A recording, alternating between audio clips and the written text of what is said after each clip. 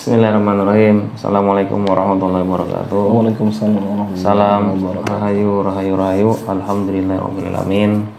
Wa bihi nasta'in wa la haula wa la quwwata illa billahil aliyyil azim. Amma ba'du.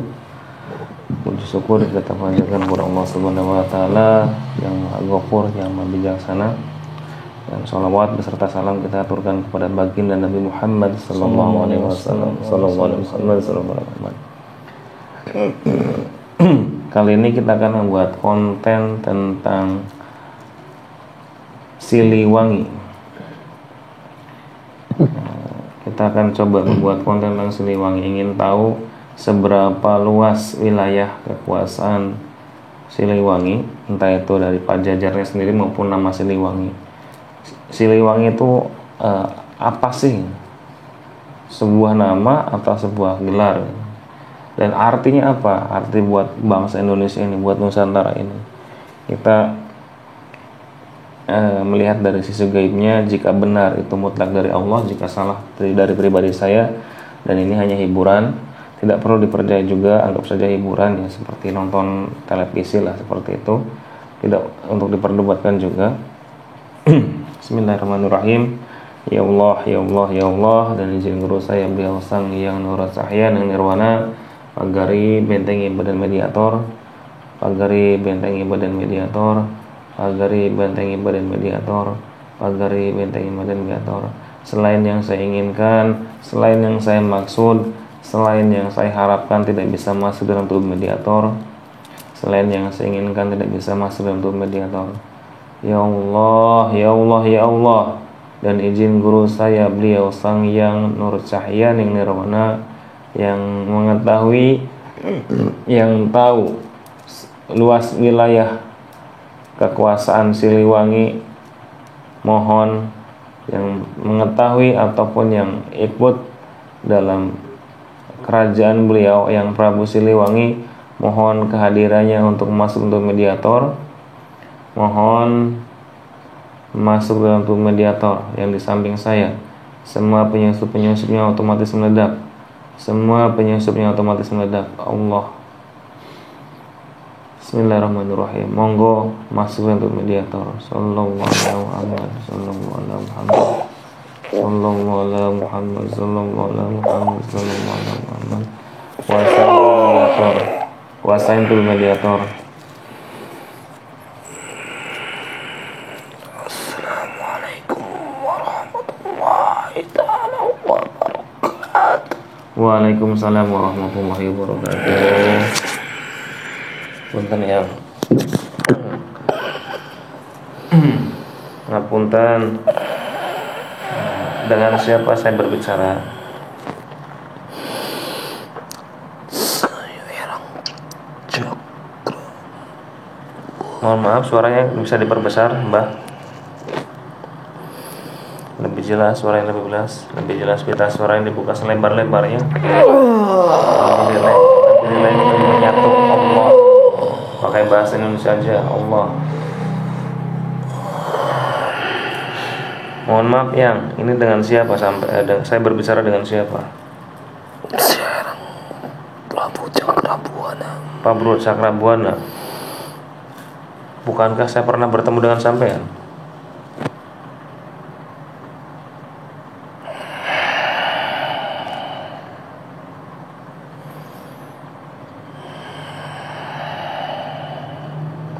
Apa bukan?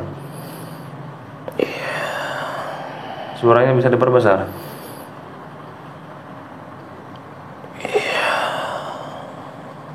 Ya Allah, jika penyusup otomatis meledak. Ya Allah, jika menyusup otomatis meledak. Ya Allah, ya Allah, ya Allah, dan izin guru saya beliau sang yang nur cahaya yang nirwana, semua penyusupnya meledak. Sallallahu ala Muhammad. Allah, Allah, Allah, Allah, semakin berbohong semakin meledak, semakin panas. Allah, Allah, Allah, Allah, Allah.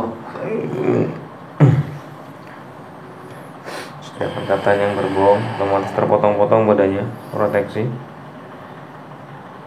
Suaranya bisa diperbesar, Mbah? Iya, Ju. Saya tahu.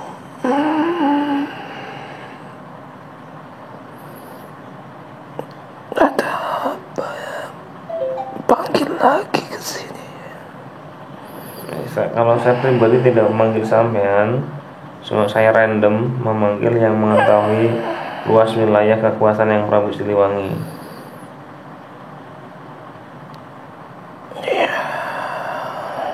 Mohon diterangkan, dijelaskan sama jenengan seluas mana sih kekuasaan yang Prabu Siliwangi? Apa hanya daerah Pasundan atau seluruh Nusantara? Mohon diceritakan asal muasalnya. Monggo. Dulu itu dataran Pasundan itu hanya ada di daerah pegunungan. Suaranya terbesar, Mbak. Dilepaskan suaranya. Volume semakin besar, semakin besar. Allah, biar yang lain bisa mendengarkan. Allah, suara diperbesar. Allah, lebih lepas suaranya. Dulu itu daerah datar Pasundan itu hanya terletak di pegunungan daerah Garut. Pada saat masa kerajaan Pajajaran yang pertama, berapa kali berganti Sri Baginda Prabu.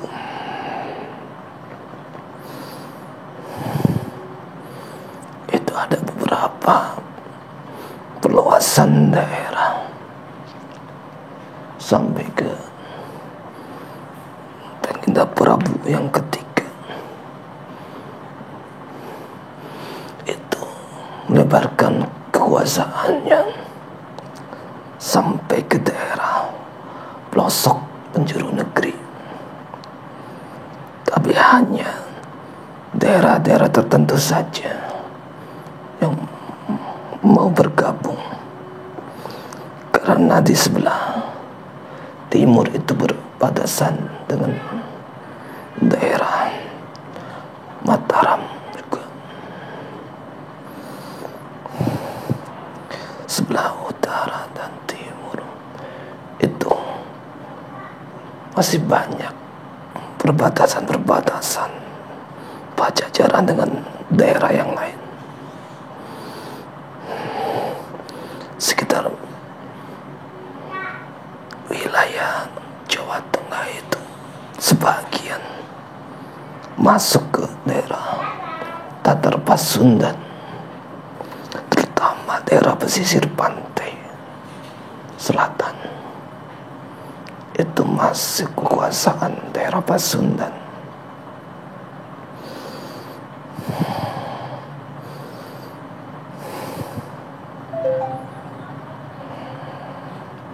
Ada apa lagi terus?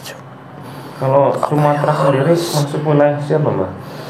Yaitu pada saat Prabu Brawijaya, kita sempat untuk menguasai ke tanah wilayah Sumatera dan berapa pulau di Kalimantan. Itu sebagian besar kita juga menguasai, tapi tidak semuanya. Hanya daerah-daerah tertentu yang sekarang banyak dihuni oleh siluman-siluman harimau Sumatera itu masih menyatu dengan daerah Pajajaran. Berarti simbol-simbolnya tuh harimau. Iya, karena Prabu Siliwangi yang ketiga itu yang menguasai ilmu Raja Harimau seluruh Nusantara di bawah kekuasaannya. Itu kenapa salah satu keturunannya itu punya pendamping harimau semua? Apakah betul seperti itu?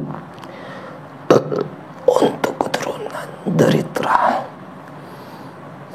Brawijaya yang ketiga yang masih ada tetesan dari beliau Baginda Raja memerintahkan dari jajaran siluman harimau untuk menyertai seluruh keturunan anak cucunya, menitis dalam darahnya, sehingga pasti di situ akan ada yang namanya khodam leluhur Nusantara.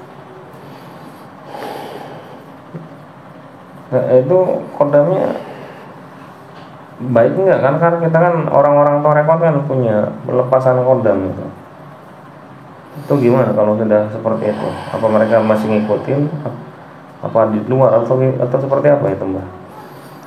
Untuk sekarang dari Baginda Raja telah bergabung dengan beliau Sang Yang Nurjanirwana, memerintahkan semuanya khodam-khodam leluhur yang masih menyatu dalam garis keturunannya supaya ikut menjadi barisan beliau. Tapi hanya orang-orang yang mungkin mendapatkan petunjuk dari Yang Maha Kuasa yang bertemu dengan beliau, dan sebagian besar masih belum bisa mendapatkan petunjuk untuk bertemu dengan beliau, masih dalam pencariannya. Tapi setidaknya dari khodam-khodam itu sudah mendapatkan perintah dari beliau Prabu Siliwangi. Untuk tentang garis keturunannya nanti dibahas berikutnya.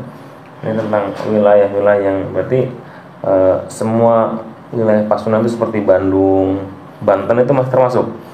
Ya, untuk daerah Banten sendiri, terutama pelosok Banten pedalaman itu masih sangat menganut untuk kejawen dan masih terikat besar dengan Prabu Siliwangi karena di situ juga ada kerajaannya. Kalau untuk Jawa Timur sampai ke Papua sendiri gimana itu, Mbak? Sebagian besar untuk seluruh Nusantara itu mendapat wilayah-wilayah tertentu, terutama daerah perhutanan itu yang menjadi kuasanya. Ada perwakilan-perwakilan dari beliau, dari utusan-utusan beliau Prabu Siliwangi. Itu dengan saat yang seperti ini, nama yang Prabu Siliwangi kan sangat berpengaruh ya ke tatanan negara ini. Itu namanya lebih harum dengan kerajaan yang di Jawa, kayak Majapahit atau Mataram ataupun Sriwijaya. Perbandingan seperti apa, Mbak? Kenapa namanya itu lebih besar dari yang lain, nama Siliwangi tersebut? Sebenarnya Prabu Siliwangi sudah mendapatkan restu dari beliau Sang Yang Nurjanirwana. Siliwangi mengharumkan Nusantara, tapi tidak untuk kerajaan yang lain juga masih terus bergabung dengan beliau. Kertarajasa, tata negara itu sebuah metode untuk membangun negeri, karena nanti hakikatnya tidak ada bangsa, tapi nanti ada kerajaan menjadi satu lebur di bawah raja di raja. Tapi prosesnya lama, tidak semudah itu. Yang harus dilakukan sekarang adalah mempersiapkan.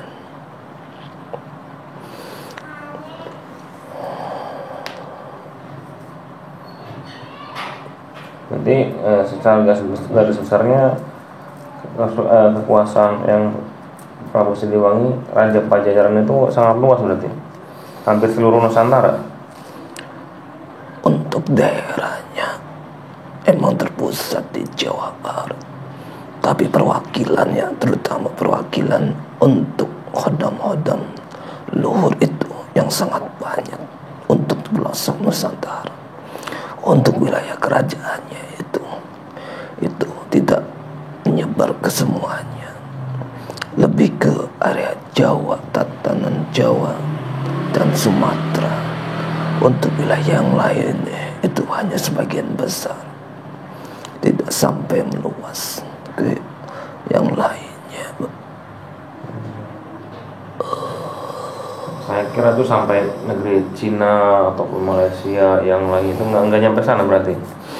Untuk wilayah dunia itu tidak menyebar sampai negara-negara. Cuma dulu pada saat Pangeran Cakrabuana menyebarkan ke daerah selain Nusantara ini, mendapatkan perlawanan yang sangat serius dari negara-negara seperti kerajaan-kerajaan yang ada di Tiongkok kuno itu, dinasti Ming.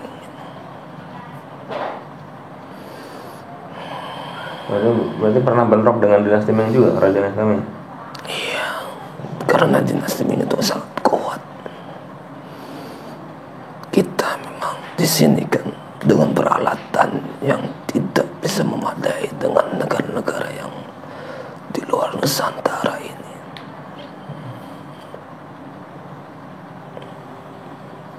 Nah ini tadi kan pembahasan tentang kekuasaan yang Prabu Siliwangi. Dan itu untuk yang Prabu Kian Santang, terus Walang Sungsang sama Rara Santang itu nyebar kemana saja itu? Semuanya punya daerah kekuasaan masing-masing. Untuk Rara Santang sendiri itu bersuami Pangeran Mesir, menjadi ratu di sana, yang melahirkan Syekh Syarif Hidayatullah menjadi seorang wali di tanah Pasundan ini. Untuk Pangeran Prabu Kian Santang sendiri, Suaranya diperbesar nggak? Suaranya diperbesar. dia lebih menguasai daerah Pasundan, tanah yang ada di sebelah timur daerah Jawa Barat, terletak terutama di wilayah Garut yang sekarang lebih mendalam di situ. Setelah dia mendapatkan guru sejatinya, setelah dia berguru kepada Sayyidina Ali, dia lebih mengutamakan kemarifatannya, menyebarkan agama Islam, memperbaiki akhlak para penduduk wilayah Pajajaran.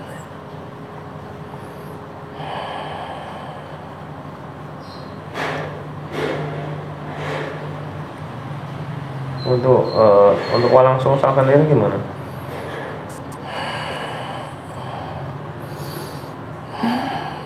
Anakku Walang Sungsang itu, dia itu sekarang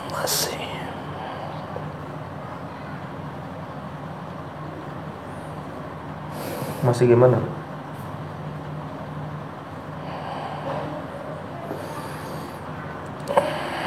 Masih hidup?